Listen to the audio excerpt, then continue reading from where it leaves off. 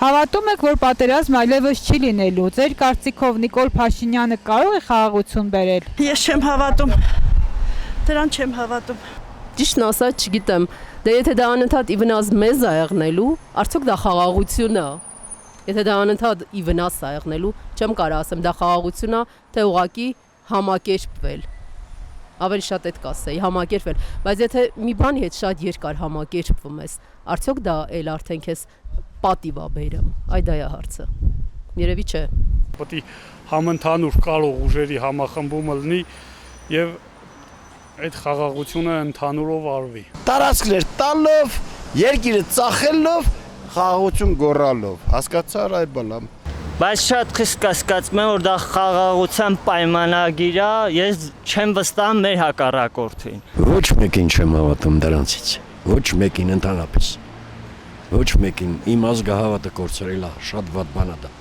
Եթե մարդը հավատը կորցնում է, դա շատ վտանգավոր է։ Ոչ մի խաղաղություն էլ չի եղնելու, դա ուղղակի պատրվանք է իրանց այս իշխանությունը երկարացնելու։ Ինչ խաղաղության մասին է խոսքը։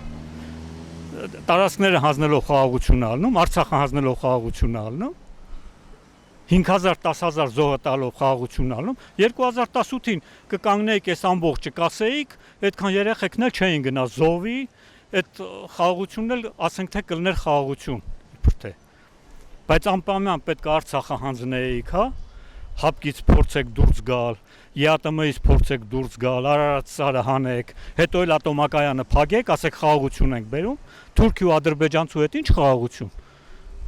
Չի եղնելու այդ բանը։ Թող ժողովուրդը թող խելքի գա ու հասկանա, որ 2018-ից այս կողմ ուղղակի խափում են ու խափելու են, եթե խելքի չեկա։ Մեր երկրին ոչ մեկ խաղաղություն չի կարա բերի։ Դարեր շարունակ մենք պայքարել ենք ամեն ինչի համար։ Մեր գոյության համար, մեր երկրի համար, մեր հողերի համար, մեր երեխաների, մեր ազգի մենք միշտ պայքարի մեջ ենք, պատերազմի մեջ եւ առանց պատերազմ ոչ մի բան չի լինում։ Չէ, Նիկոլը չի կարա, բայց խաղաղություն կլինի։ Նիկոլից չի կախված։ Նիկոլը շատ փոքր մարդ է, որ խաղաղություն բերի Հայաստանին։ Մեծ քաղաքական գործիչներ կար, որ մենք մեզանից չի կախված, ոչ է Նիկոլից։